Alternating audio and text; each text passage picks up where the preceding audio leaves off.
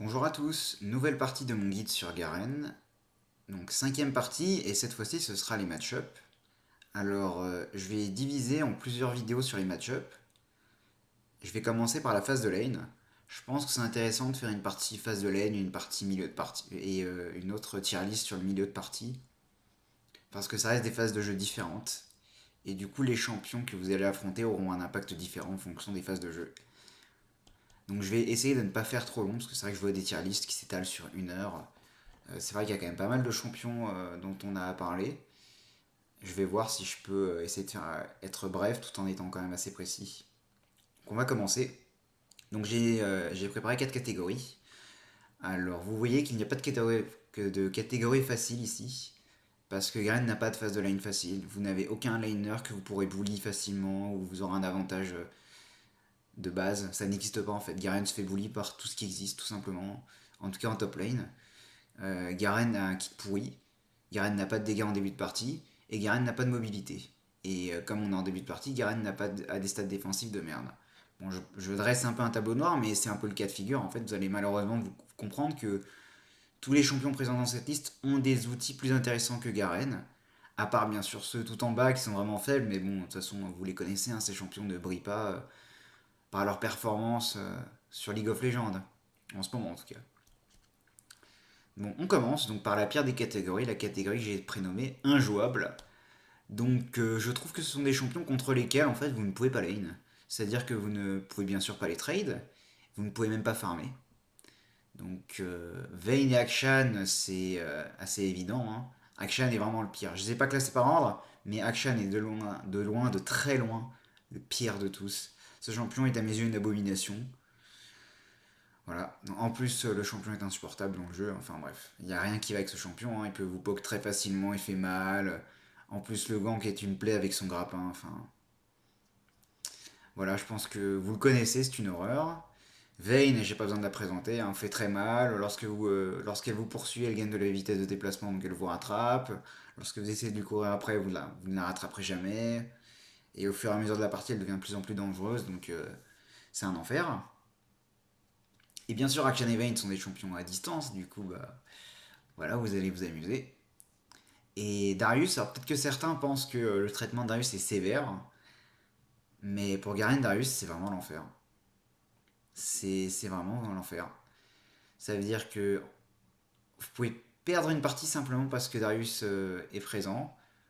Typiquement, maintenant, c'est le champion que je bannis systématiquement. Déjà parce qu'il est quand même joué assez régulièrement, mais surtout parce que c'est un champion qui peut se permettre de, 1v2, de vous 1v2 avec votre jungler. La dernière fois que j'ai joué contre lui, il nous a une veille niveau 1 tout seul. Donc, juste pour vous dire l'insolence du mec, il est venu seul, j'étais avec Talia en jungle et on ne pouvait rien faire en fait. Du coup, il a tué Talia et moi j'ai dû m'enfuir. Et on a perdu la partie sur ça en fait à 1 minute. Donc on devait être à 2 minutes de jeu à ce moment-là. Donc vous perdez votre partie à 2 minutes de jeu parce que votre champion est nul. C'est sympa, hein. Du coup, Darius pour moi perd ma ban et je pense que c'est le meilleur choix possible vu que c'est un champion très joué et plus facile à prendre en main que d'autres champions qui vous posent problème. Du coup, à bannir, voilà, sans hésitation. Je pourrais dire, donc je vais expliquer un peu pourquoi Darius est horrible aussi, mais même avec Phase Rush, en fait, vous ne pouvez pas disengage contre Darius. Si Darius joue bien, il commencera par vous auto, tranquillement. Il vous met juste des autos en fait. Puis lorsqu'il vous en aura placé 3, il vous aide. À ce moment-là, vous devez activer votre Q et tenter de partir avec Phase Rush. Et même si vous placez votre Q en activant Phase Rush et en fuyant, Darius a quand même le temps de vous rattraper avec son E et là vous êtes mort. Voilà. Enfin, quand il a son ulti, quand il a pas son ulti, vous n'êtes pas mort, vous allez juste prendre un trade à 70% de votre vie. Et ensuite, Darius va vous dive. Voilà le match-up. Et ça, c'est simplement pour aller chercher un creep, hein. Donc vous ne pouvez pas farmer contre Darius, vous ne pouvez pas le trade, vous ne pouvez rien faire. Vous pouvez juste prier pour que votre jungler vienne vous aider, mais il viendra pas. Et si jamais il vient, vous pouvez vous faire un V2. Et s'il ne vient pas et que le jungler adverse vient, vous pouvez vous faire dive et votre partie sera un enfer. Voilà, du coup, à bannir. Bon, alors ensuite, on passe aux champions que j'ai mis difficiles. Donc la catégorie difficile, il y a des champions dans la catégorie inférieure que j'aurais peut-être voulu mettre dedans. Il y a des champions que j'ai mis en difficile qui sont peut-être pas si difficiles que ça. Bon, en tout cas, je vais vous donner mon ressenti sur chacun d'eux.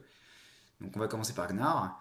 Bon, Gnar est un range, forcément il est chiant, donc de base, Lorsqu'il est en fait, paradoxalement, lorsqu'il est en forme mini, c'est la seule intervalle où vous pouvez le tuer en fait, parce qu'il est vraiment fragile. Et si celui-ci joue mal, qui se positionne mal et qu'il perd son E, vous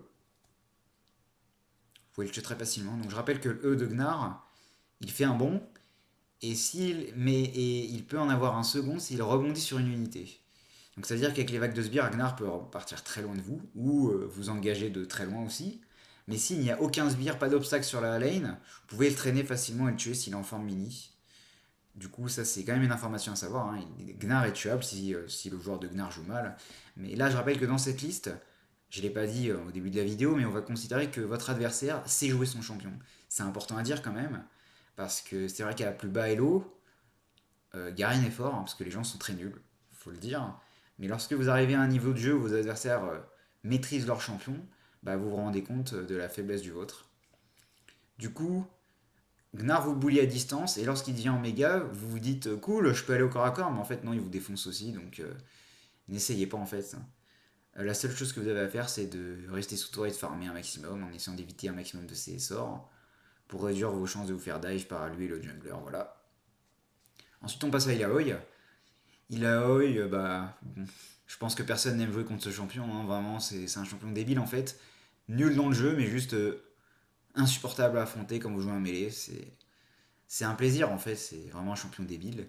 Du coup, bah, tout ce que je peux vous dire, c'est qu'il faut éviter son E. Voilà. Sauf que moi, elle va vous en balancer 20, elle va forcément vous toucher quelques fois avec. Donc, farmer sous tour sera compliqué. Donc, c'est tout ce que je peux vous dire, c'est essayer de faire des feintes en fait. Lorsque vous allez mettre le dernier coup à un sbire, commencez l'animation de l'auto et à annuler là et décalez-vous. N'hésitez pas même à sacrifier un sbire en fait pour qu'elle perde son E. Je pense que c'est la meilleure stratégie à faire en fait. Elle va perdre son E et vous pourrez tranquillement farmer le reste des sbires sans qu'elle puisse vous faire sans qu'elle puisse vous embêter. Mais bon, si vous êtes contre un bon joueur de Illaoi, ça existe, vous allez souffrir, hein, je vous le dis. C'est pour ça que j'ai mis là en fait, et même après, bon là on sort du cadre de la vidéo, mais même après au cours de la partie, elle sera toujours chiante pour vous. Alors Irelia. Alors Irelia fait partie de ces champions qui jouent l'étal tempo, et du coup comme cette rune est absolument stupide, bah, Irelia qui a toujours été avantagée face à Garen l'est encore plus maintenant. Du coup, bah, Irelia vous bully toute la phase de lane. En plus, comme elle n'a pas besoin de bot pour fonctionner, elle va arriver rapidement en lane avec son premier objet. Donc que ce soit Divine ou la Bioterka. Donc dans tous les cas, à partir de ce moment-là, même si on sera vers la fin de la phase de lane, c'est son power spike et vous devez vraiment être très très prudent. N'essayez pas de la trade, ça ne sert à rien, vous allez vous faire défoncer. Du coup, au niveau de la lane, bah, faites attention à la vie de vos sbires. Plus Irelia aura dit. Au bout d'un moment, Irelia pourra tuer en un seul Q les sbires, les mages. Donc faites très attention, en fait, elle peut facilement vous engager à ce moment-là. Sinon, dans les plus bas niveaux, bah, surveillez la vie de vos sbires, respectez les prises de niveau, etc. Et vraiment jouez prudemment. En fait, Irelia, c'est un champion qui snowball énormément. Donc ne la laissez pas vous tuer une seule fois, s'il vous plaît. Et évitez les trades parce que Irelia va vous tuer sous tour, quitte à ce qu'elle se suicide. En fait, c'est pas grave, c'est rentable pour elle, vu que je vous rappelle que vous. Il y a peu de chances que vous ayez téléportation, vu que sur Garen, c'est vraiment de la merde. Du coup, vous allez perdre beaucoup de sbires et ce sera rentable pour elle. Donc faites vraiment attention au niveau des trades. Bien sûr, Irelia est tuable si elle joue mal en fait, si elle se positionne mal, etc. Mais jouez prudemment. Vraiment, une Irelia qui vous tue, c'est l'enfer. Pour l'avoir vécu, hein, je vous le dis. Ensuite, on passe à Jax. Bah, Jax, je dirais qu'il y a 3 4 ans, ça allait. Mais avec le rework, ça devient vraiment difficile, hein, et surtout avec l'étal tempo. Donc voilà, comme Irelia, donc l'étal tempo c'est l'enfer. En plus, des fois, Jax joue Ignite, donc là, il faut être encore plus prudent. Vous allez normalement, vous prenez toujours le Q en premier sort. Face à Jax, je pense que c'est le seul en fait qui vous demandera de prendre le E. Ensuite, bah, vous appuyez sur Z lorsque Jax veut vous stun avec son E. Vous respectez, vous n'essayez pas de le trade sans votre Z, sinon vous allez juste vous faire démonter. Vous respectez la distance de son Q. Et bon, bah, vous devriez tenir, hein. Et bien sûr, si Jax joue mal, comme pour tous les autres, vous pouvez le punir avec votre R, mais pour ça, faut être propre avant. Faut pas prendre des trades pourris. Faut vraiment maîtriser parfaitement vos timings de back, etc. Bon, ça vaut pour tous les champions, mais je le rappelle, hein. Parce que vraiment, le meilleur moyen de se faire tuer en tant que Garen, c'est de se faire freeze. C'est l'enfer, voilà. Vous pouvez pas casser un freeze en fait. Le seul moyen, c'est de E dans la wave. C'est juste super, hein. Bref. Ensuite, on passe à Fiora. Donc Fiora, je la mets en difficile, je la mets pas en injouable parce que bon, elle est pas aussi horrible que Darius, même si c'est vraiment un champion insupportable, hein. Mais Fiora est forte. Cependant, Fiora reste quand même un champion difficile à jouer. Et bah la plupart du temps, en fait, je bats les Fiora que j'affronte parce qu'elles sont nulles, tout simplement. Mais de temps en temps, vous allez affronter quelqu'un qui maîtrise son champion et vous allez souffrir. Du coup, que dire de Fiora? Bah c'est très simple en fait.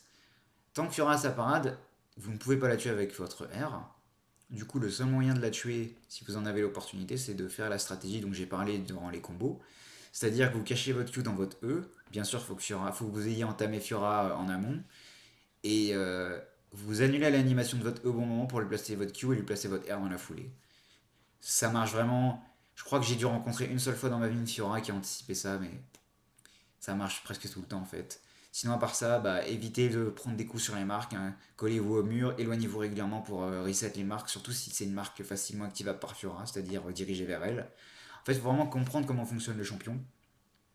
Et bien sûr, faire très attention quand vous êtes près de sa tour, parce qu'elle peut vous traîner sur toute la lane et vous tuer. Même Phase Rush vous permettra pas de vous enfuir, hein, n'y comptez pas, hein. Fiora gagne beaucoup trop de vitesse de déplacement lorsqu'elle appuie sur son ulti. Du coup, jouez avec les murs, faites attention à pas se prendre de marques. Comme ça, vous allez essayer d'optimiser les trades avec elle. Et une fois qu'elle est affaiblie avec l'Ignite, et seulement avec l'Ignite, hein, sans Ignite, vous la tuerez jamais. Avec l'Ignite, vous pourrez la tuer. Ensuite, on passe à GP. Bon, alors GP, bah, en fait, il est juste de plus en plus insupportable au fur et à mesure du temps, hein. Avant, il y a peut-être 2 ans, il jouait avec Grasp, il spammait les Q, donc c'était extrêmement pénible, mais c'était quand même tenable, on pouvait gérer. Maintenant, avec tous les nerfs qu'il y a eu, avec le bouclier de Doran, dernier souffle, et surtout le fait que maintenant il joue premier coup, et que ses dégâts, et qu'il fasse encore plus mal qu'avant, et bah la lane devient insupportable. En plus, bah, de base, GP génère plus de gold que vous. Avec premier coup, c'est encore pire. Du coup, GP, même si vous êtes en 0-0, à 9 minutes de jeu, il va arriver sur la lane avec son Essence River et vous allez juste souffrir. Donc GP, champion vraiment très chiant à affronter, hein. Le champion tank beaucoup plus que ce qu'on pense aussi. On pourrait se dire que si on arrive à le choper au corps à corps avec toute notre vie, on le one shot, mais pas du tout en fait. Et sachant que GP fait hyper mal, vous êtes même pas sûr de gagner, même avec l'Ignite. Donc c'est vraiment un champion compliqué à affronter. En plus, bah, faites vraiment attention à tous les pièges qu'il peut vous faire avec les buissons, hein. Bon, ça va aussi avec Darius, mais j'en ai même pas parlé avec Darius, comme de toute façon je vous préconise de le bannir, mais faire un faux back et se planquer dans un buisson en attendant que vous alliez sur la lane pour tenter de la dépush et vous agresser pendant que vous avez vos sorts en récupération, c'est un classique. Une stratégie que d'ailleurs vous pouvez utiliser, que j'utilise souvent, qui est très forte avec Garen. Mais du coup, faites attention à ce qu'on vous la fasse pas. Voilà. Alors Jace, bon bah Jace forcément c'est un champion très pénible, hein. Beaucoup de portée, vous fait mal. Si vous allez à son corps à corps, il vous repousse. Donc il a tous les outils pour vous gérer. Alors il peut être joué premier coup ou phase rush, dans tous les cas c'est pénible.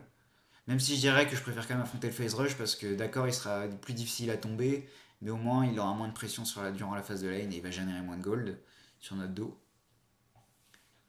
Euh, le conseil que je peux vous donner c'est que si vous êtes en train de le trade, pour ne pas que celui-ci vous repousse, essayez de bien vous coller à un mur. Si vous êtes collé à un mur et qu'il vous pousse avec un mauvais angle, en fait il va pas vous pousser bien loin. Et du coup là vous aurez une opportunité de continuer à lui taper dessus. Donc pensez-y s'il fait une erreur de positionnement. Ensuite, on va parler de Gwen. Bon, alors Gwen, je sais plus, je crois que ça va être son Q. Mais en tout cas, elle a un sort qui, niveau 1, vous enlève 200 de vie. C'est super, hein, voilà. Je pense que je résume le champion en fait à ce niveau-là parce que c'est la seule chose qui est dangereux avec ce champion, c'est que elle a plus de portée que vous. Et elle va vous mettre des moins 200, moins 200, moins 200. Bon, ça c'est au niveau 1, mais au fur et à mesure des niveaux, ça empire. Et du coup, une fois qu'elle vous aura suffisamment gratté, elle peut vous all-in. C'est peut-être le seul champion que je pourrais mettre dans la catégorie en dessous, parce qu'elle est clairement pas aussi dangereuse que les champions que j'ai cités précédemment.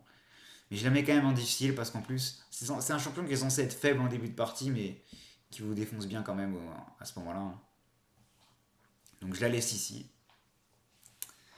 Hammer, bon bah Hammer, j'ai pas grand chose à dire, hein. Il place ses tourelles, il est insupportable, bon, il vous pourrit votre phase de lane. Faites attention à pas vous faire poke trop, à pas trop vous faire poke autour. Sinon, et de pas vous faire dive, ce serait vraiment chiant parce que le champion, bah, après la phase de lane, il sert absolument à rien. Voilà, c'est un pic de merde. Alors, mention spéciale, essayez de le proxy. Donc, ça peut aussi, ça vaut aussi le coup contre des champions comme Illaoi en fait, qui peuvent juste pas vous poursuivre, ou même GP. Jace, c'est un peu plus chiant, je dirais, mais là, avec ceux que j'ai cités précédemment, donc on a Illaoi, GP et Emmer là, qui sont de très bonnes cibles pour le proxy. Donc je ferai une petite vidéo dédiée au proxy pour vous donner des indications sur quand proxy et quand ne pas le faire. Parce que c'est bien de proxy, mais le but c'est pas de feed et de se faire tuer par le jungler et le top laner, hein. On n'est pas là pour faire une The Boff. Il n'y a, y a que lui qui arrive à le faire, il le fait avec des champions très spécifiques. Avec Garen ça marche moins bien. On va pas se le cacher, donc faut pas int. Ok. Alors ensuite Kayle. Bah alors Kayle en fait c'est un champion à la base jusqu'au niveau 6, on pouvait facilement la bully. Puis ils ont décidé de mettre une nouvelle rune qui s'appelle Lethal Tempo en fait. Et cette rune elle dit que Kayle vous tue niveau 1 si vous tentez de la all-in. C'est marrant, hein. Du coup vous ne pouvez pas bully aussi facilement Kayle qu'avant. Cependant le champion reste quand même faible au début. Du coup vous pourrez prendre la prio sur les premières waves. Ça c'est la seule bonne nouvelle. La mauvaise c'est que à partir du 6 ça va commencer à devenir dur. Et l'ulti de Kayle contre en fait l'ulti de Kayle contre votre ulti, mais tout son kit vous contre. Parce que Kayle a un sort qui vous ralentit. Du coup, imaginons vous courez vers elle, elle vous ralentit. Du coup, vous activez votre Q pour purger son ralentissement et vous rapprocher d'elle. Mais à ce moment-là, Kayle appuie sur un autre bouton et elle gagne de la vitesse de déplacement. Du coup, vous ne la rattrapez pas et ça ne sert à rien.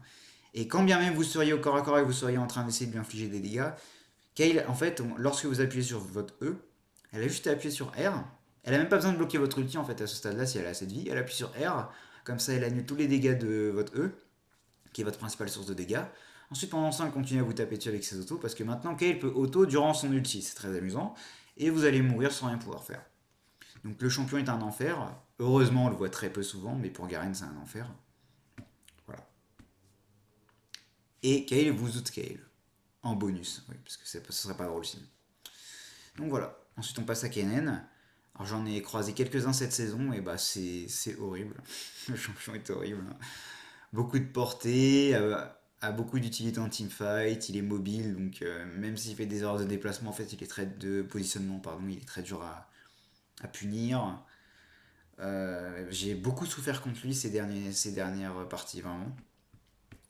Donc j'ai peu de conseils à vous donner, juste je rappelle que Kennen dit que lorsqu'il vous met une troisième auto-attaque ou lorsqu'il vous touche avec trois compétences successives, vous avez à chaque fois qu'il vous touche une marque qui apparaît sur vous, et lorsque la troisième apparaît, vous êtes stun.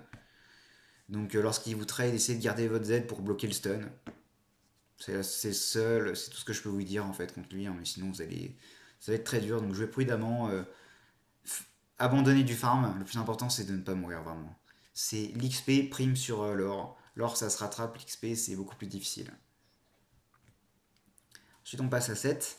Alors 7, j'ai j'ai hésité, j'aurais pu le mettre dans la catégorie d'en dessous parce que en fait on peut facilement se désengager vu qu'il a aucune mobilité.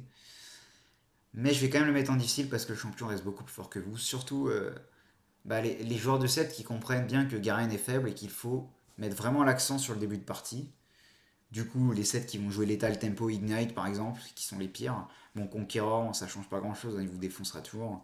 Mais si 7 maîtrise le match-up et qui joue très agressif dès le début, vous allez vraiment avoir beaucoup de mal. Vraiment, les 3 premières waves, vous n'allez pas farmer.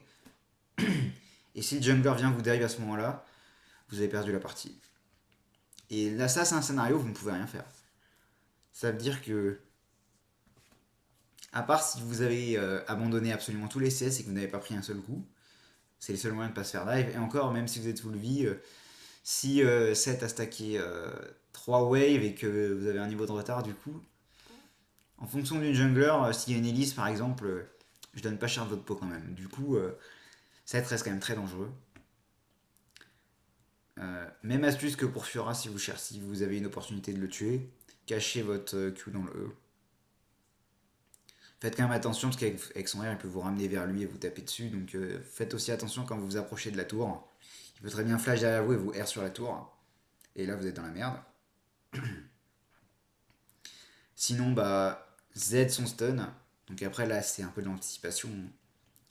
Mais dès qu'ils vous stun, vous appuyez sur Z. Alors si les sets qui savent jouer, enchaînent stun plus le bouclier. Comme ça, vous pouvez pas éviter le coup.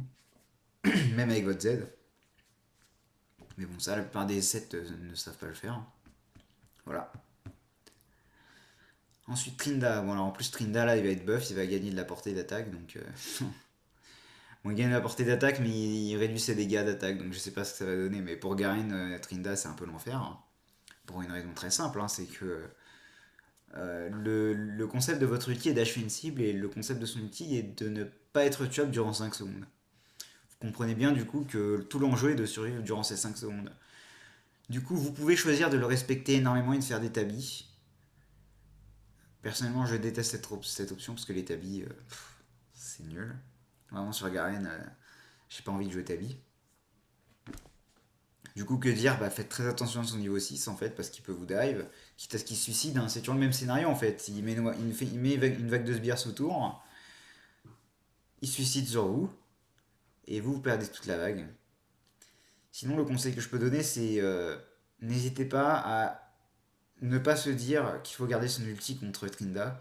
En fait, il faut le forcer à activer le plus vite possible son ulti pour qu'il ait le moins de temps possible pour vous tuer. Parce qu'il lui faut quand même un peu de temps pour vous tomber, surtout avec Phase Rush. Ensuite, faites attention à son sort de ralentissement. Alors déjà, chose intéressante à savoir, son sort de ralentissement annule votre passif, sauf qu'il ne peut le lancer que lorsque vous êtes de dos face à lui. Du coup, en lane, essayez le plus possible d'être face à lui, comme ça il ne pourra pas annuler votre régénération. Et ensuite, gardez toujours votre Q, essayez toujours de garder votre Q en réserve pour purger le ralentissement qu'il vous inflige, pour pouvoir vous enfuir. Et faites bien attention à comment vous activez Phase Rush si vous faites un trade contre lui. Mais la lane, je la mets quand même dans difficile alors. C'est peut-être excessif, peut-être qu'on pourrait le mettre en léger désavantage. C'est à débattre, mais moi je le mets quand même en difficile. Je pense que. Je peux pas le mettre dans la même catégorie corps, non. Donc ensuite on passe à Queen. J'ai hésité à la mettre dans injouable. Elle aurait pu, mais je vais pas le faire parce que l'objectif de Queen en fait c'est pas de vous bully, son objectif c'est de prendre la prio sur la lane et d'aller et de roam. C'est comme ça que se joue le champion et si elle reste face à vous, bah elle est nulle. Bah que dire, Queen est quand même moins oppressante sous tour que Vayne ou Akshan. Donc si vous êtes prudent, si vous pouvez farmer quand même. Euh, Bah son Q cancel votre Q en fait. Enfin je sais pas si c'est son Q, son sort de projection. Mais... Bon l'interaction est vraiment abjecte. J'ai entendu parler d'une sombre stratégie qui consistera à jouer Exhaust.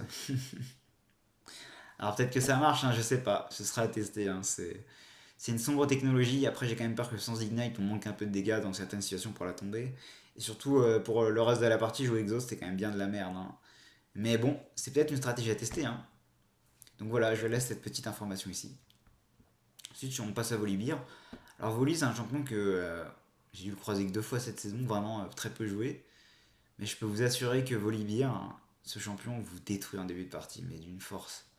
C'est vraiment un champion, le champion est vraiment monstrueux, hein. Parce qu'il a quand même peu de CD. Du coup, en fait, les trades courts, sur un trade vraiment court, vous le battez, mais ne le laissez surtout jamais réactiver son coup de griffe. En fait, lorsque Volibear vous met ce sort une première fois, vous avez une espèce de marque de griffure au-dessus de votre tête, et lorsque la marque de griffure devient brillante, ça signifie que Volibear a récupéré son sort.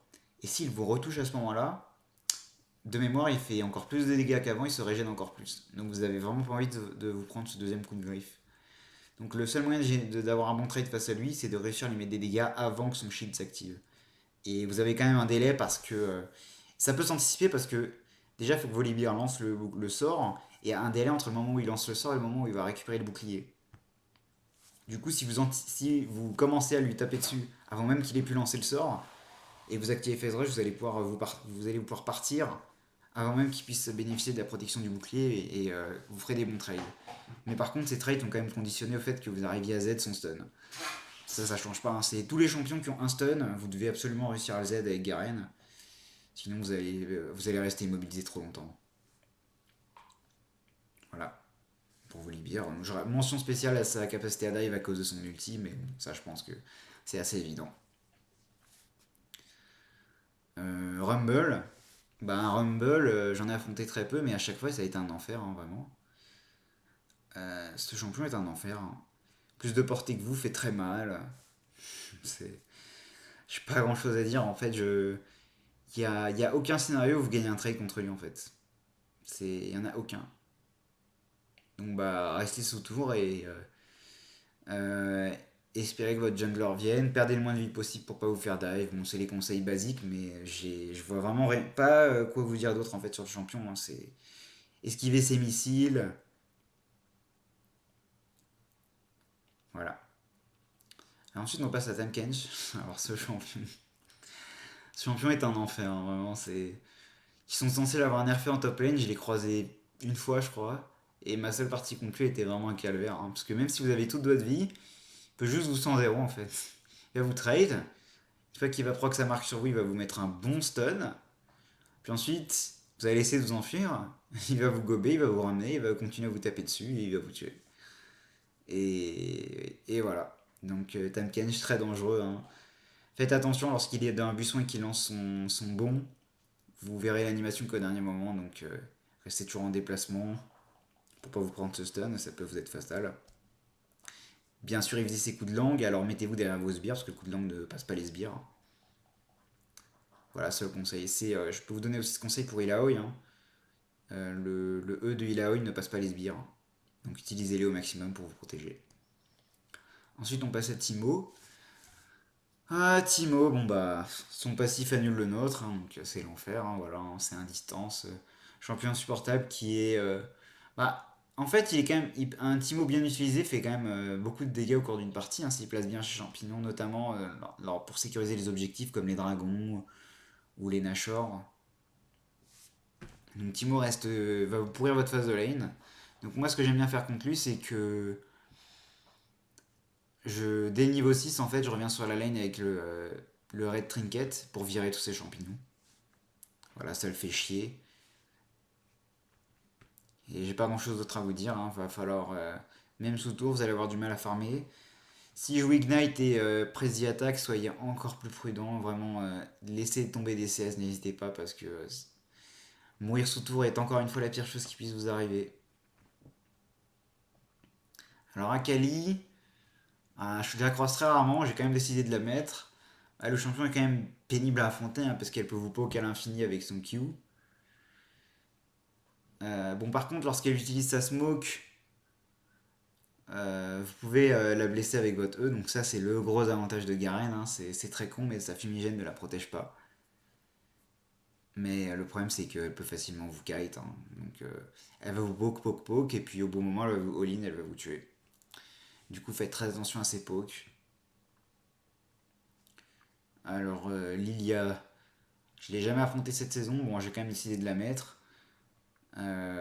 C'est quand même pas un match-up facile, hein. Donc elle peut facilement vous kite, elle peut vous spammer son sort à son Q, ça va être son Q qu'elle peut spammer à l'infini. Du coup, bah choisissez bien les moments où vous allez farmer, parce que sur la durée, vous allez pas tenir, hein. Si elle se positionne mal, vous pouvez la one shot. Ça, c'est le seul. Je la mets. Alors, on peut peut-être la bouger, c'est peut-être la seule que je bougerai. Parce que peut-être que difficile, c'est excessif sur le champion. Parce que c'est un champion qu'on peut sans zéro, vraiment. Si elle fait des erreurs de positionnement avec l'ignite en activant phase rush, elle peut absolument rien faire une fois que vous l'avez. Elle peut juste vous. Et même son R, en fait, elle. Mais déjà arrivé que Lilia n'ait même pas le temps d'activer son R, en fait. Sachant en plus que le timing du R est quand même facile à Z. Du coup, je la mettrai quand même en. Je vais pas la mettre en difficile, c'est excessif, mais on va la mettre en léger désavantage, voilà. Donc ensuite, on va parler d'Atrox. Atrox, bah là, ça dépend quand même beaucoup du niveau du joueur, hein. Plus que pour certains autres champions, parce que tous les sorts de Atrox sont esquivables. Cependant, si vous affrontez un bon joueur, votre lane sera un calvaire, tout simplement, parce que vous ne pourrez pas farmer. Que ce soit sur la lane ou sous tour. Si Atrox gère bien les waves et qu'il arrive à mettre en place un freeze, vous êtes vraiment, vraiment, vraiment, vraiment dans la merde. Du coup, tout ce que je peux vous dire, c'est lorsqu'il veut vous mettre son premier Q, Si pour atteindre son premier coup, son premier Q, il doit utiliser son dash, vous êtes content parce que du coup, il aura rien d'autre pour vous poursuivre. Sur le premier Q, vous pouvez tenter de lui rentrer dedans avec votre Q en anticipant. Conseil valable également pour son deuxième. Et le troisième Q, c'est de garder votre Z. Faites toujours très attention à son Z, du coup. Donc pour sortir du Z, je rappelle, où on va sur les côtés, ou encore mieux, en fait, c'est un peu contre-intuitif, mais on fonce tout droit. Vous verrez que le centre du Z est bien plus proche de l'extrémité opposée, donc en fait vers Atrox par exemple, s'il est devant vous, que en fuyant. Si vous essayez de fuir en reculant, vous sortirez jamais du Z, hein. Donc tout droit ou sur les côtés. Et après, bah, je peux juste vous dire d'éviter au maximum ses sorts, hein. Avec son R, il peut être quand même difficile à tomber. Donc l'ignite contre lui est vraiment indispensable, hein. Encore plus que pour les autres champions. Alors Urgo. Urgo, bah. Ce que j'appelle les faux mêlés en fait. C'est un mêlé, sauf que son auto-attaque est à distance. Ce qui est vraiment scandaleux. Donc il vous poke de loin et vous ne pouvez juste jamais lui rentrer dedans parce qu'il va vous E. Ouais, je crois que c'est son E, hein, c'est vrai que je joue pas le champion, mais je pense que son sort, son dash, ça doit être son E.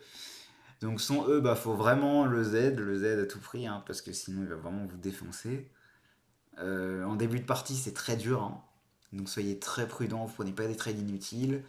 Mention spéciale au flash E d'Urgo, hein, qui m'a déjà surpris plusieurs fois. Donc vous le prenez pas s'il vous plaît. Si vous avez 40% de votre vie et qu'il est niveau 6, même niveau 5, ça il vous le met en fait, je suis bête, mais vous avez 40% de votre vie, vous éloignez une distance supérieure à son flash. Toujours. Vraiment, jusqu'à ce que vous soyez soigné, jusqu'à ce que vous ayez récupéré 50-60% de vos PV, parce que sinon il peut facilement vous flash eux et vous défoncer. Et vous pourrez même pas flash parce que je rappelle qu'il vous attrape et qu'il vous met derrière. Donc vous oubliez votre tour, hein. Donc jouez très prudemment. Je rappelle que son R peut s'esquiver. Donc n'hésitez pas à l'embêter au maximum avec vos déplacements pour pas qu'il puisse vous R dans la all-in. Et vous devriez survivre. Ensuite on passe à Camille. Alors pareil, c'est peut-être un champion. À première vue, avant je bannissais tout le temps Camille. Je m'étais dit que j'aurais pu la mettre dans le injouable, mais c'est faux en fait.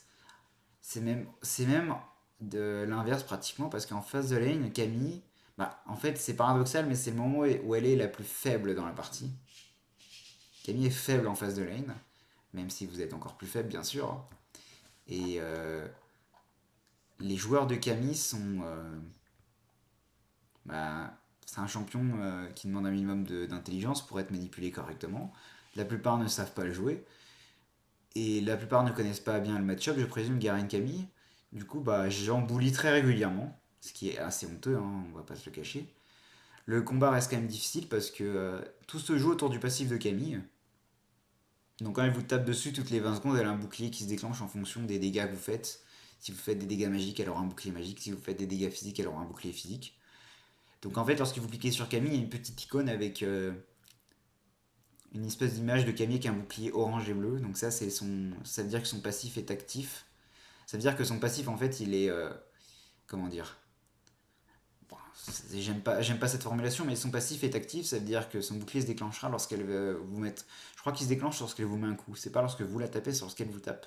Et du coup, lorsqu'elle vous tape au corps à corps, son passif se déclenche automatiquement. Et du coup, à ce moment-là, en fait, vous ne pouvez gagner aucun trade avec son bouclier.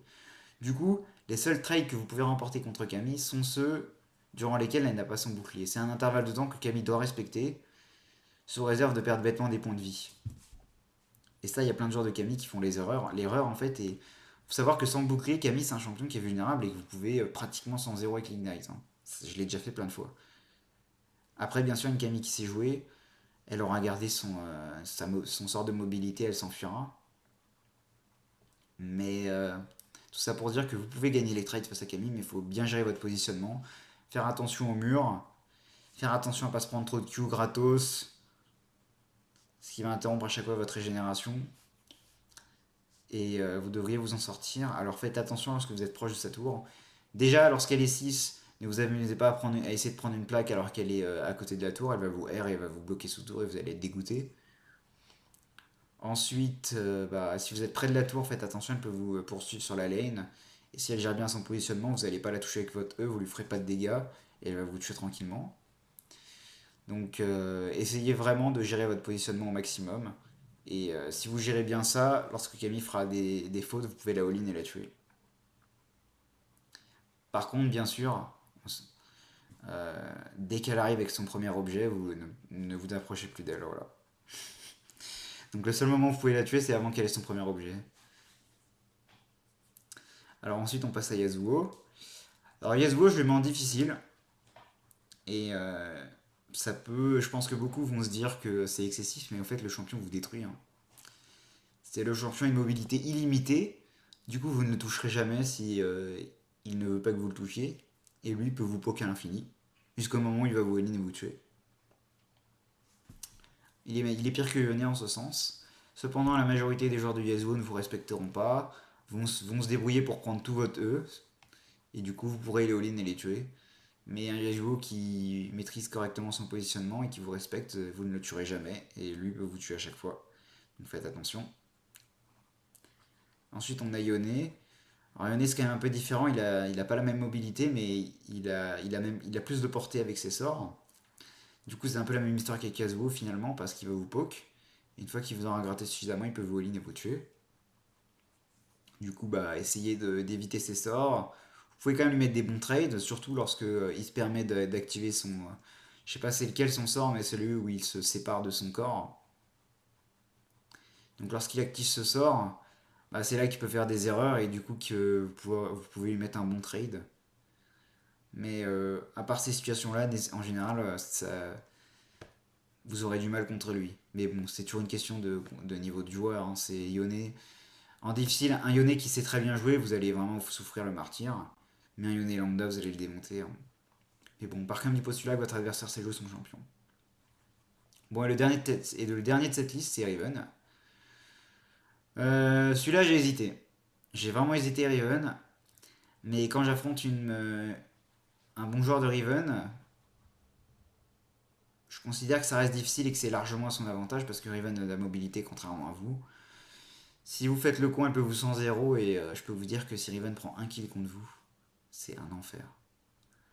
Même si vous prenez un kill contre elle, vous êtes content, mais vous pouvez pas non plus faire n'importe quoi, c'est pas assez. Si elle prend ne serait-ce qu'un kill sur vous, vous pouvez plus jouer, c'est horrible. Et en plus c'est un champion. Typiquement, si vous laissez Riven se feed, vous avez perdu la partie. J'ai perdu des parties gagnées à cause de ça. Riven m'a bully et après elle a défoncé mon équipe quoi. Le champion est stupide, il n'a. Bon, plus tard dans la partie, il n'aura aucun CD, il peut appuyer sur Q à l'infini, traverser les murs qu'il veut. Ce champion est ridicule, je trouve, mais bon, c'est comme ça. Donc faites attention aux buissons avec les Riven, hein. Faut pas oublier que c'est un champion très agressif qui veut snowball.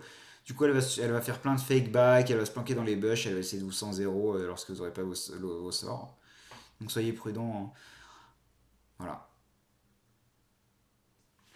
Alors on va passer à la catégorie inférieure. Donc les champions que j'ai placés ici, je considère qu'ils vous posent quand même des problèmes, mais ils sont moins dangereux que les champions du dessus. Donc on va commencer par Lilia, un champion que je n'ai pas vu depuis très longtemps, mais moi j'ai quand même décidé de le mettre, vu les ravages qu'il fait dans la jungle lorsqu'on le croise. Donc en phase de lane, il est quand même pénible, et qu'il peut vous poke facilement avec son Q. Et en fait, on s'en rend pas compte, mais si vous avez perdu suffisamment de vie, il peut tout simplement vous poursuivre, vous tuer, et vous ne pourrez rien faire. Donc faites attention à son poke, hein, laissez-lui le push. Alors, comme dans beaucoup de match-ups, le moment le plus difficile, ce sera après le crash de la troisième vague. Lorsque la quatrième vague va arriver, vous aurez forcément un slow push qui va se former. Et c'est donc à ce moment-là qu'il faudra être le plus vigilant pour ne pas mourir. Donc voilà, je n'ai pas grand-chose à vous dire de plus contre ce champion. Ensuite, Mordekaiser. Alors lui, c'est un cas intéressant, parce que bon, en plus j'aime bien le champion et je le joue de temps en temps, donc je le connais quand même. Je le prends systématiquement quand on prend Garen. Du coup, alors avant le niveau 6, Mordekaiser est facilement gérable, dans le sens où si vous êtes prudent, la seule chose qu'il pourra vous faire, c'est vous poker avec son Q. Alors dans ce match-up, il faut vraiment éviter de se prendre son attirance, son E. Mais c'est un champion que vous pouvez tuer si vous jouez bien sur ses temps de relance parce que les CD de Mord sont quand même assez longs. À part le Q lorsqu'il va le up, son bouclier ça doit être 12 secondes, un truc comme ça niveau 1. Le E ça doit être 15-16 secondes au moins. Du coup il a des longs temps de relance et je rappelle que pour que son passif s'active, il a besoin de vous toucher 3 fois, ou avec 3 autos, ou alors avec un Q et 2 autos, etc. Du coup, en fait, sur les courts trades, vous avez largement l'avantage avec Garen. Et c'est aussi pour ça qu'on est content de jouer Phase Rush dans ces cas de figure. Parce qu'avant le niveau 6, on peut facilement l'engage et le disengage sans qu'il puisse rien faire. Et du coup, on peut le gratter au fur et à mesure. Sachant que vous avez un meilleur sustain. Donc avant le 6, si vous avez envie de jouer agressif, vous pouvez tout simplement lui mettre des courts trades. Après que vous ayez évité ses sorts, si jamais il respecte pas, si vous ne respectez pas, qu'il se positionne mal. Passer le niveau 6, là, faudra quand même être prudent parce qu'il peut vous all-in à n'importe quel moment avec son R. Petit conseil sur le R de Mordekaiser, la position de sa dimension se fait en fonction de son positionnement à lui. C'est-à-dire que s'il est proche de votre tour et qu'il vous R, vous pourrez facilement vous protéger avec votre tour. Mais s'il est assez éloigné, bah là vous êtes bloqué en fait et vous allez avoir du mal à survivre. Du coup, une des stratégies que les bons Mordekaiser font, c'est que lorsqu'il y a un slowpage qui commence à se créer, en fait, ils se mettent dans le buisson et ils attendent. Et si vous vous approchez trop et qu'ils arrivent à vous placer leur E, bah lorsque vous allez être dans leur ulti, vous serez trop loin de votre tour. Alors que spontanément, vous allez penser que vous êtes assez proche, mais en fait, non. Donc ça, c'est une petite astuce, donc faites attention, hein. Après, l'avantage de Mord, c'est que avant le niveau 6, il est très facilement gankable. Et surtout, bon là ce sera dans une autre vidéo, mais après la phase de lane, le champion ne pose pas de problème. Et encore un petit bonus, c'est que le champion est chiant, mais au pire, vous pouvez le proxy, hein.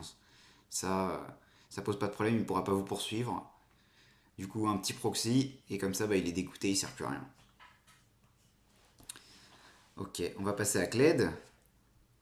Bon, Kled, c'est aussi un champion que je croise rarement, hein, très rarement. Franchement, le champion, il a pas trop la cote. Bah, ça va dépendre comment joue votre adversaire, si celui-ci a décidé de jouer Ignite ou pas. S'il joue Ignite, bah là, soyez vraiment très prudent durant la phase de lane, hein. Faites attention à éviter son grappin. C'est avec son grappin qu'il peut commencer à vous placer un gros combo. Donc il a quand même pas mal de burst, Kled, donc c'est pas facile de bien le trade. Et le vrai problème de ce champion, c'est que il a entre guillemets 2 voire 3 barres de vie. Parce il a la barre de vie de sa monture. Du coup, si vous avez envie d'ulti, même s'il a peu de vie, vous êtes obligé de vous débarrasser d'abord de la monture avant de l'ulti. Et le problème, c'est qu'un bon joueur de Kled, en fait, même lorsqu'il a perdu sa monture, il va toujours se débrouiller pour la récupérer durant le prochain trade. Du coup, vous aurez quand même peu de fenêtres pour le tomber. Du coup, moi je vous dirais vraiment de jouer prudemment et de ne pas essayer de le tuer en lane. Parce que je rappelle que Kled, c'est un champion qui est très fort en début de partie et qui va s'essouffler rapidement par la suite. Donc si vous sortez de la phase de lane à égalité, vous avez l'avantage. Vous êtes content. Du coup, faites attention aussi à ses roams, au mid ou dans la jungle, hein. Donc, et pensez à communiquer avec vos coéquipiers pour les prévenir. Parce que ceci, en général, bon, bah, on va être honnête, hein, les gens ne respectent personne en solo queue, hein. Le jungler ne fait pas attention à qui est en top lane. Du coup, il se fait invade, il se met chialer après, on connaît, hein. Voilà. Olaf. Alors Olaf, bah que dire, c'est un peu comme Kled en fait, on loot scale, faut vraiment faire attention à lane, hein. Si on se fait tuer une fois, il commence à nous snowball et ça devient injouable et on peut juste perdre la partie comme ça. Donc Ignite est très fort contre lui. Donc avant le 6, faites très attention lorsque vous prenez un trade. Après le 6, vous commencez à devenir plus dangereux, mais j'ai envie de dire c'est toujours pareil en fait, il faut faire attention à pas se faire tuer bêtement. Faites attention aussi, il peut vous bait Olaf, hein, même si vous pensez qu'il est presque mort. Je rappelle qu'il a un sort qui lui donne un bouclier, ce qui peut lui permettre de tanker votre ulti et du coup vous allez mourir bêtement. Donc faites attention à ça. Jouez sur le sustain, au début il n'a pas de sustain en lane tant qu'il n'a pas de vol de vie. Après lorsqu'il a l'Hydra et même avant, le sceptre vampirique, dès qu'il tape des sbires, il va commencer à se régénérer beaucoup. Donc au début il aura peu de sustain, mais par la suite il en aura davantage. Mais après Olaf c'est comme Kled, hein. Vous le laissez en 0-0 et tout de suite vous aurez l'avantage sur lui. Alors à noter que proxy contre lui c'est quand même plus compliqué comme pour Kled, parce que les deux peuvent facilement vous rattraper. Olaf avec son ghost et Kled avec son ulti. Donc faites attention. Ensuite on passe à Renekton. Renekton j'aurais peut-être pu le mettre en difficile, hein. J'ai vraiment hésité. Ça dépend encore une fois de ses sorts. S'il joue Press the Attack avec Ignite, bon là ça va être vraiment compliqué, donc il faudra laisser tomber beaucoup de farm pour ne pas mourir. Surtout dans les premiers niveaux, hein, le premier crash sous tour est le plus important avec Renekton. Faut vraiment que vous ayez conservé un maximum de points de vie à ce moment-là. Ça c'est difficile de s'en rendre compte, mais même quand on a 70% de sa vie, en fait, on peut se faire facilement dive, hein, avec si le jungler vient. Du coup, faites très attention. N'essayez pas de l'engage, ça sert à rien. Attendez plutôt que lui essaye de vous trade lorsque vous allez farmer. Et lorsqu'il essaye. Et du coup, là, il faudra absolument placer votre Z sur son stun. Donc c'est pareil, vous lancez votre E et votre Z. Comme ça, même durant le peu de temps que vous êtes stun, votre E lui fait des dégâts. Et vous allez réduire le temps de son immobilisation. Donc c'est le seul moyen de faire des trades convenables contre lui. Bon, un Renekton qui joue correctement, vous le tuerez jamais, hein. Mais si vous jouez correctement, vous n'allez pas mourir non plus et vous allez pouvoir scale tranquillement. Même si Renekton, niveau 11, est toujours très fort, hein. Donc, en fin de partie, quand on atteint le niveau 16, on commence à être vraiment plus fort que lui. Mais d'ici là, faut vraiment pas lui donner des kills, sinon il va pouvoir détruire la partie en fait. Et il y aura pas, le milieu de partie sera un cauchemar. Donc faites attention. Ensuite, Rengar, hein, bon, on le voit jamais, hein, je l'ai pas vu depuis très longtemps ce champion. Mais bon, bah, en début de partie, il est plus fort que vous, donc faites attention aux buissons, éloignez-vous au maximum. Tips sur Rengar, le champion, en fait, sa portée maximale de bond est plus importante que ce que vous pensez. En fait, il peut légèrement sortir du buisson et ensuite bondir. Il y a un léger temps de latence qui lui offre cette possibilité, qui lui permet du coup d'aller plus loin que ce que vous pensez. Une fois que vous êtes niveau 6, vous pouvez le tuer. Là, c'est toujours pareil, s'il prend des mauvais trades, il fait le con. Un coup d'ignite et vous pouvez le surprendre avec un gros burst. Sinon, faites attention à ses roams, hein. Le but du champion, si votre adversaire vous le joue, c'est pas juste de rester au top, hein, c'est de tranquillement avoir une lane simple à gérer, passer niveau 6 et après aller tuer vos coéquipiers. C'est un peu le concept. Ensuite, on passe à Poppy. Bon, Poppy, c'est. Les tanks, je pense que c'est des match-ups que j'aime pas parce que le champion en général a plus d'utilité que vous en teamfight. La phase de lane est difficile. Et les champions sont quand même assez faciles à jouer, donc c'est pénible.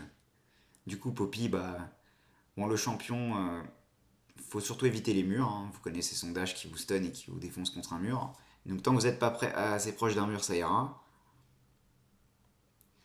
Je rappelle aussi que elle a un sort, lorsqu'elle le lance, elle a une espèce de petite zone qui apparaît. Si elle va dans cette zone, elle gagne un bouclier. Donc vous pouvez jouer sur le positionnement et l'empêcher d'atteindre cette zone sans qu'elle prenne trop de. Ou alors vous la laissez prendre. Ou alors elle peut aller sur la zone, mais elle prendra beaucoup de dégâts, ce sera pas rentable pour elle. Donc ça, c'est les éléments sur lesquels vous pouvez faire attention. Mais sinon, n'essayez pas de prendre le push contre ce champion, ça ne sert à rien. Vous allez juste perdre trop de points de vie, elle vous poke. Et après, vous allez vous faire tuer par le jungler. Donc, laissez-vous toujours push.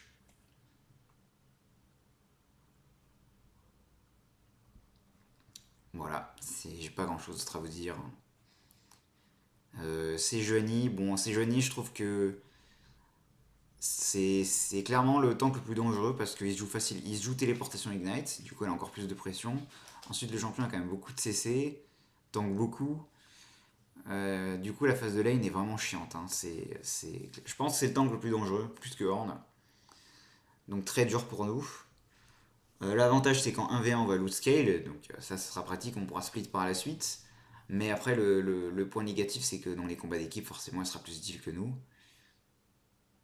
Du coup, faites attention, ne vraiment lui donnez pas des kills, ça va, sinon ça devient l'enfer.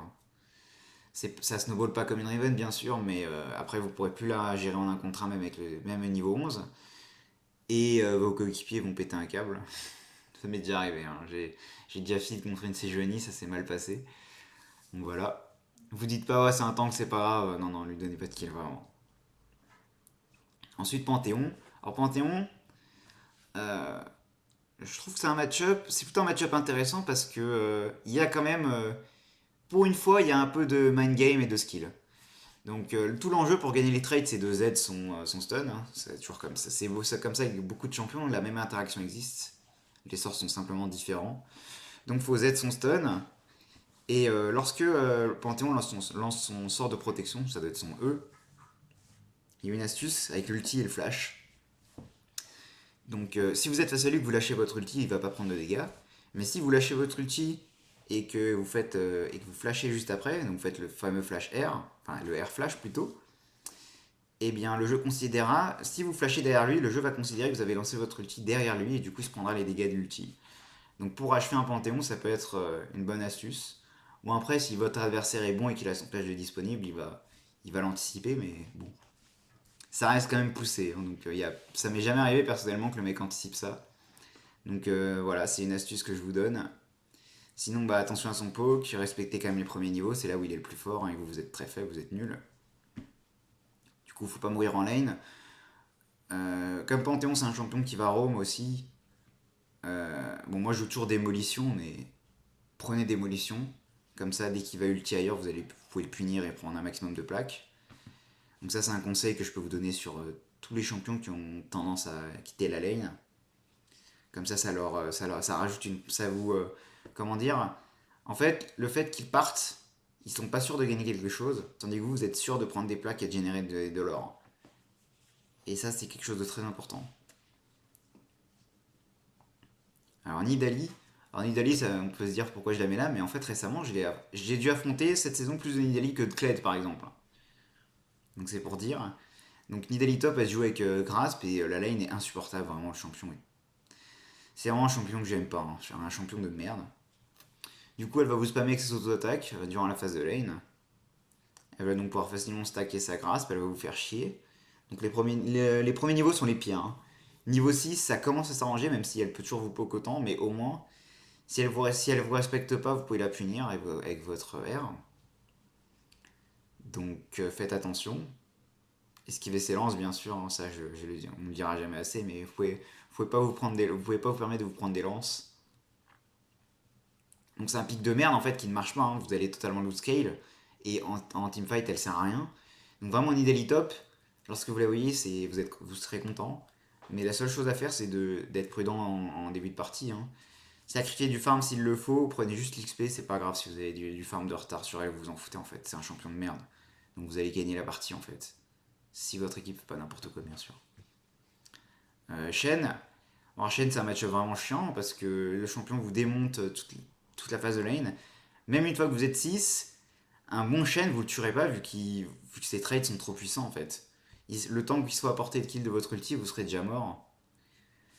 Cependant, si Shen joue mal, si vous engagez n'importe comment dans une grosse vague de sbires, si vous placez bien votre Z sur son taunt, la classique encore une fois, le Z, c'est tout l'enjeu en fait. Si vous placez mal votre Z, vous allez prendre des très mauvais trades. Si vous le placez bien, vous arriverez à prendre des trades corrects. Donc voilà, prenez démolition contre lui pour le punir dès qu'il va R pour aller aider son équipe. Et voilà, hein, au niveau 11, vous allez commencer à loot scale s'il n'est pas fed. Et du coup, vous allez pouvoir split à fond. Contre les chaînes, en fait, il faut vraiment jouer le split si vous n'avez pas le choix, parce que de toute manière, il aura toujours plus d'impact que vous en teamfight.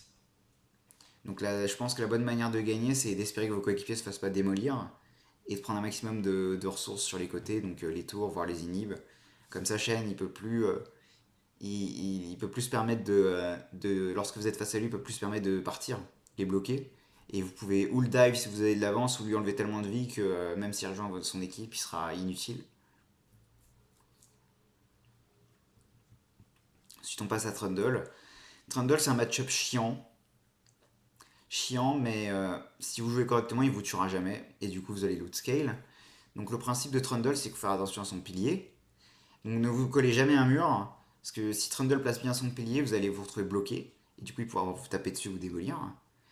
Donc, bien sûr, normalement, Trundle se joue avec l'état tempo. Du coup, sur un all-in, si vous avez aucune chance de l'emporter. Cependant, la stratégie avec Phase Rush, c'est de le forcer à utiliser son ulti. Et une fois que c'est fait, vous quittez le combat.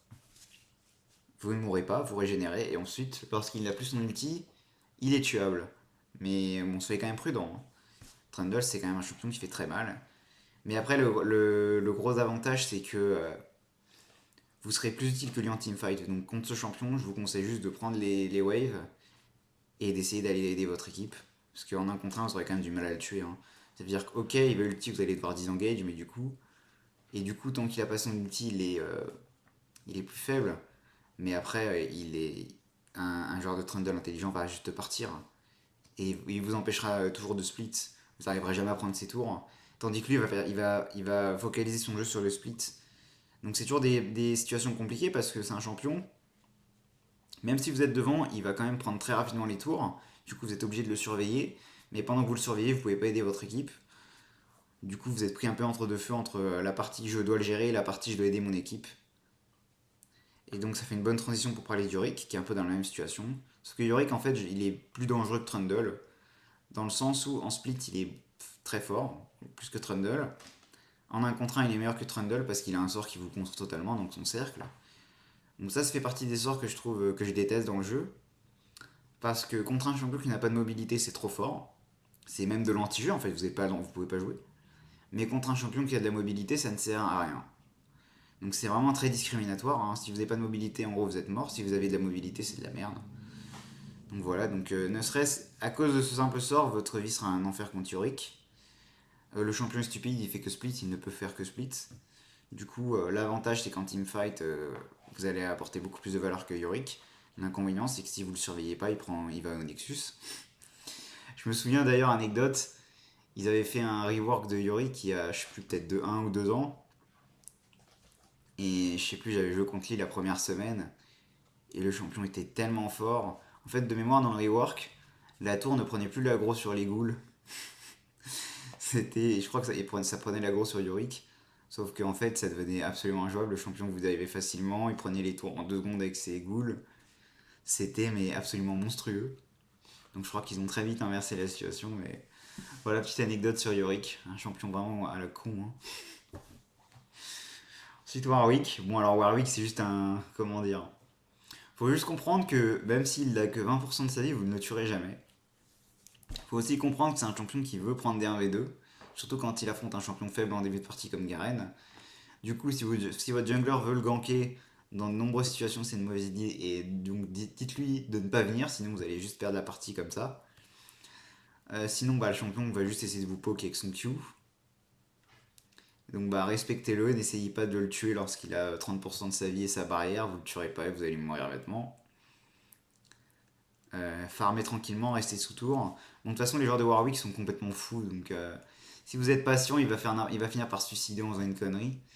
Donc juste respectez-le. Ne le laissez pas vous freeze, bien sûr. Le moment le plus compliqué sera lorsque votre vague de sbires va repartir vers l'adversaire, comme toujours au niveau 4, hein. C'est le moment compliqué pour Garen, hein. Voilà. Et bien sûr, Warwick joue Lethal Tempo, et comme tous les utilisateurs de Lethal Tempo, c'est être une stupide, donc voilà. C'est surtout ça, encore plus pour ça que en early, il est trop fort. Tous les champions qui peuvent abuser de cette rune deviennent forts. Même Kayle, hein. Bref.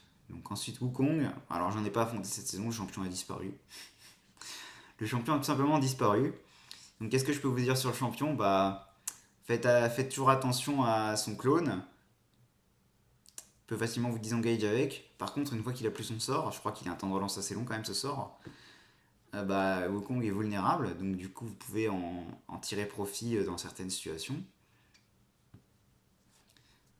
Sinon, bah, en début de partie, forcément, il est plus fort que vous. Niveau 6, il est toujours très dangereux. Si vous avez mal trade contre lui, il peut facilement vous mettre un all-in et vous allez vous prendre son ulti plusieurs fois et vous ne pourrez rien faire. Du coup, faites attention, hein. Jouez prudemment contre ce champion. Est-ce qu'on outscale Wukong? Je sais pas. J'ai trop peu joué contre ce champion pour le dire en fait, hein. Mais en teamfight, je pense qu'il apporte quand même plus de choses que vous. Voilà. Donc Vlad, bon, Vlad, je considère que même si le champion est faible en début de partie, comme c'est un champion qui a de la portée, contrairement à vous, il est meilleur que vous. Par contre, l'avantage c'est qu'il peut pas vous empêcher de farmer en fait. Donc bien sûr, ne faites pas non plus n'importe quoi, mais normalement, si vous prenez bouclier de Doran, vous allez pouvoir avoir un très bon farm et vous allez pouvoir scale. Donc du coup, j'ai envie de dire, c'est une lane où tous les deux, vous pourrez vous exprimer au cours de la partie, où vous allez pouvoir scale et avoir de l'impact. Donc je dirais que vous avez envie de split pour le forcer à venir vous tenir tête, comme ça il peut pas aller en teamfight. Plus Vlad en top lane, je le vois rarement qu'une TP, je le vois ou Flash Ghost ou Ghost Ignite, mais je le vois rarement avec Flash TP par exemple, ou Ghost TP, même si ça existe, hein, sûrement c'est jouable. Voilà. Je n'ai pas grand chose à dire sur ce match-up. Hein. Gragas, bah, c'est un champion à la con, ce qui vous démonte en lane. Que ce soit le Gragas Phase Rush, le Gragas Grasp, que ce soit un Gragas Tank ou un Gragas AP. Dans tous les cas, le champion est trop fort, hein, il a trop d'outils, hein, il régénère plus que vous en lane, a une barre de mana infinie, peut vous poke, peut vous engage, peut vous disengage, peut facilement setup des gangs, donc voilà, c'est un champion très flexible qui est vraiment pénible à affronter. Si Gragas joue bien, vous le tuerez jamais. Bien sûr, s'il fait une erreur, vous pouvez le tuer. L'enjeu est de réussir à Z son stun, mais c'est toujours pareil, il faut l'anticiper en fait, parce que vous n'aurez jamais le temps de réagir, sauf s'il le lance à portée maximale. Et voilà. Et bah, bien sûr, c'est un champion contre lequel vous aurez envie de split pour l'empêcher d'aller teamfight. Et je pense qu'en split en 1 contre 1, plus tard, vous allez réussir à lose scale. C'est pas un champion qui va pouvoir vous tenir longtemps. Et surtout avec le stride, en fait, vous aurez plus d'opportunités de le tuer. Mais bon, la phase de lane sera pénible. Ensuite, on passe à Swain. Swain, bah, il est faible en début de partie, mais un peu comme Vlad, en fait, je le mets en désavantage parce que c'est un champion qui peut vous poke et qui a de la portée. Son ulti le rend quand même très difficile à tuer. Donc, normalement, vous aurez du mal à le tuer. Cependant, l'avantage, c'est que les roams en début de partie, c'est rare, mais vous aurez l'avantage. Hein, c'est un peu comme Vlad, en fait, il est vraiment faible. Donc, du coup, s'il y a une action qui se passe dans la rivière, normalement, vous aurez l'occasion de faire quelque chose. Donc, au moins, face à Swain, vous pourrez farmer tranquillement. Vous aurez une phase de lane tranquille. Juste éviter son poke et faites attention au gank. Hein. Si vous placez son stun, vous pouvez faire gank. Ensuite, Horn. Bah, Horn, c'est vraiment un champion que je n'aime pas affronter parce que je trouve que le champion n'est pas équilibré en fait. Il est trop fort en phase de lane par rapport à son rôle en fait. C'est juste un tank mais il fait très mal. Très fort en teamfight. Peut fabriquer ses objets sur la phase, sur la lane en fait. Il n'y avait pas besoin de back. Plus utile que vous en teamfight forcément. Mais au moins en split, si vous prenez pas d'arc, vous allez loot scale. C'est la seule bonne nouvelle. Mais faites vraiment attention parce que c'est un champion, on se rend pas compte, mais il fait vraiment beaucoup de dégâts. Et du coup, si vous faites le con, vous allez facilement mourir. Donc vraiment respectez-le à mort.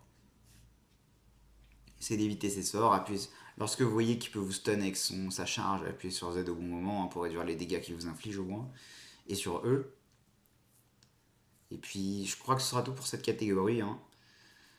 Donc ensuite on va passer dans la dernière catégorie, la catégorie des champions que vous aimez le plus. Hein. Mais que vous ne croisez jamais, bien sûr. À part Sion, on va dire. Sion et Malphite, ce que je croise le plus souvent, ce qui reste rare. Donc on passe à Docteur Mundo. Donc Mundo, je ne l'ai pas croisé cette saison, c'est très simple. Hein. Personne ne joue champion de merde. Donc Mundo, normalement, s'il joue correctement, vous le tuerez pas, mais il vous tuera pas non plus. Faites attention à son poke avec ses haches. S'il a peu de vie, même avec son niveau 6, vous pouvez l'all-in et le tuer avec votre Ignite. J'ai pas grand chose d'autre à dire sur le champion. Vous avez loot scale en phase si vous itemisez pour le tuer avec Black Cleaver, Rappel Mortel, vous allez loot scale en lane et vous pourrez split à mort. Enfin, vous allez loot scale sur le split, du coup vous pourrez split à mort. Ensuite on passe à Shogat. Shogat, bah, en phase de lane, les trails sont quand même à son avantage, donc faites attention. Il peut vous chaîne CC, donc vraiment, ne perdez pas trop de vie bêtement parce qu'il va pouvoir vous tuer et après il va stumble. Et vous n'avez pas envie que ça arrive. Mais sinon, si vous le respectez, en fait, vous pourrez farm, il n'y aura pas de problème. Vous allez scale tranquillement. C'est un champion qu'on croise très rarement, encore une fois. Hein. Moi, je l'ai croisé. Bah, depuis le deuxième split de cette saison, je ne l'ai pas croisé, je pense. Hein. Alors que j'ai fait plus de 200 parties. Ensuite, on passe à Nasus. Bah, je ne l'ai pas affronté depuis longtemps, ce champion. Donc, Nasus, on connaît tous son early très faible. Bon, faites quand même attention au niveau 1. Si je vous l'étale tempo, il peut vous tuer. Hein. Donc, pas de bêtises. Contre ce champion, vous pouvez prendre le push. C'est même un des seuls match-ups contre lesquels vous pouvez prendre le cull en début de partie. Même je le recommande. Hein. Vu que dans les premiers niveaux, il est très faible. Donc n'hésitez pas à jouer start cull au lieu de bouclier de rang. Comme ça, vous allez pouvoir scale encore plus fort. Donc avec Phase Rush, l'avantage c'est que même si il vous poursuit, en fait, il ne pourra jamais vous tuer. Vu que vous gardez votre Q pour contrer son ralentissement. et vous activez Phase Rush pour vous éloigner de lui, il peut rien faire. Du coup, la stratégie, c'est de le forcer à utiliser son ulti. Une fois qu'il est ulti, vous vous désengagez, et une fois que c'est fait, vous avez une fenêtre de tir pour le tuer. Une fois que vous avez repris suffisamment de vie, voilà, c'est la classique pour tuer les champions comme Nasus. Vous forcez son ulti, vous partez, vous revenez, vous le tuez. Et ensuite, bah, il va faire que split, mais en teamfight, vous aurez plus d'utilité que lui, il se fera kiter à mort. Bon, voilà, c'est un champion de merde, donc vous voyez Nasus, vous êtes content. Ensuite, on va parler de Malphite. Malphite, bah. La lane est quand même assez tranquille, hein. Bien sûr, vous pouvez pas le trade n'importe comment, hein, il est plus fort que vous, surtout avec Grasp. Mais vous allez pouvoir tranquillement farmer. S'il fait le con, vous pouvez le tuer avec votre ulti. Faites attention au setup de gank avec son R. Faites attention aux transitions de prise de niveau, surtout avec le niveau 6. Donc surveillez bien le nombre de vagues qui arrive. Surveillez bien votre XP.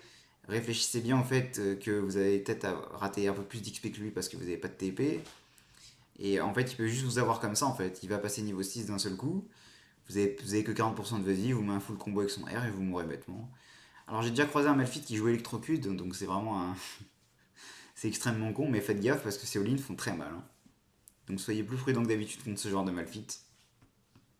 Regardez bien ses runes. Et c'est tout ce que j'ai à dire. Ramus, bon, personne ne champion, mais je le mets quand même. C'est la phase de lane est tranquille, il va juste chercher comment dire, à proxy et à Rome. Bon, le match-up est facile, hein. Grâce à votre R, en fait, même s'il tank énormément, vous arriverez à le tomber. Vu qu'il fait pas de dégâts, l'avantage c'est que vous n'êtes pas un champion basé sur les auto-attaques, donc son taunt est peu efficace sur vous. Voilà, j'ai pas grand chose d'autre à dire sur le champion, hein. Maokai, bah, c'est un champion qu'on voit plus du tout en top lane, hein. Je l'ai pas vu cette saison du tout, il est que en jungle quand je le croise, ou de temps en temps en support. Mais bon, le champion c'est un peu comme Malphite, hein. Bon, enfin, sauf il vous tuera, il a moins de potentiel de vous tuer, il fait moins mal, mais il sustain beaucoup plus, donc les trades sont son avantage. Il peut setup plus facilement les ganks que Malphite vu qu'il a plus de CC. Donc voilà, jouez prudemment, wardez bien, vous avez juste envie de scale. Et voilà. Ensuite, Singed, je crois que c'est le champion que j'aime le plus affronter parce que c'est les parties les plus stupides. Donc règle numéro 1 face à Singed, ne pas le poursuivre. Règle numéro 2, ne pas essayer de l'empêcher de proxy, ça ne sert à rien. Donc quand votre adversaire proxy, la meilleure réponse c'est de combattre le feu par le feu, vous allez vous-même proxy. C'est un champion contre lequel vous pouvez aussi jouer au call, mais attention, en fait il y a des Singed qui jouent quand même la phase de lane, hein. Ils veulent pas proxy dès le niveau 1, donc en fait il faut surveiller les runes. Donc s'ils jouent conquérant, il y a des possibilités qu'il joue la lane. S'il joue pas conque, qu'il joue phase rush, il y a plus de chances, ou Predator, il y a plus de chances qu'il joue le proxy uniquement. Voilà, donc faites attention à pas vous faire piéger, perdez pas trop de temps à chasser quand il farm en proxy, ça sert à rien. Farmez tranquillement, allez vous-même proxy, bien sûr surveillez le jungler adverse pour voir où il est positionné pour ne pas mourir. Et puis normalement vous avez l'avantage parce que Singed, bah, ça reste un champion de merde, hein. Voilà. Il est marrant, mais bon, c'est nul, hein. Vous aurez plus d'utilité que lui en teamfight, plus d'utilité en split. Bref, voilà. Ensuite, Sion. Sion, bah, plus fort que vous en lane quand même, hein. Il fait beaucoup de dégâts, peut vous poke à distance, se régène, avec sa grasp, etc. Donc il a du sustain. Mais à part ça, si vous le respectez, vous ne mourrez pas, du coup il n'y aura aucun problème. En plus, tous les joueurs de Sion passent leur temps à int, surtout lorsqu'ils proxy n'importe comment. Donc du coup, ça vous fera des free kills et vous pourrez snowball facilement. Je sais pas pourquoi les gens int comme ça, d'ailleurs, ils ont trop regardé un certain streamer, je pense. Du coup, ouais, vous êtes content quand vous voyez Sion. Attention, lorsque vous êtes en train de taper cette tour et qu'il revient en lane avec son R, ça peut vous surprendre éventuellement, donc juste respectez-le, n'oubliez pas qu'il a ce sort. Et enfin, on finit par Skarner. Bon, un champion débile, hein. Le seul gameplay de Skarner au top, c'est de vous freeze et de vous R lorsque vous êtes trop près de cette tour-là. C'est un pic de merde qui ne sert à rien. Donc proxy contre lui est compliqué, donc j'ai envie de dire vous allez subir une phase de lane ennuyante et vous allez espérer que votre team fasse pas n'importe quoi pour gagner. Il faudra payer la taxe QSS contre Skarner, hein. Je vous le dis tout de suite, hein, parce qu'un teamfight il va vous pourrir la vie sinon. Donc payez la taxe QSS, donc je dirais de la payer quand vous avez 2 items. Lorsque vous avez genre Stride, Allbreaker, vous faites votre QSS, vous êtes tranquille comme ça. Et je pense que ce sera tout pour cette vidéo sur la phase de lane. Donc j'ai pas été trop loin non plus sur un certain nombre de champions, hein, surtout parce qu'il y en a beaucoup qu'on ne croise pas. Je rappelle qu'au niveau des bans, je conseille de ban Darius, que ce soit par la fréquence d'apparition de ce champion ou parce que le champion est juste stupide et que vous ne pouvez même pas farmer vos sbires avec face à lui. Donc du coup bannissez Darius, c'est le plus simple, hein. Et voilà. Sur ce, je vous laisse et je vous dis à la prochaine. Salut!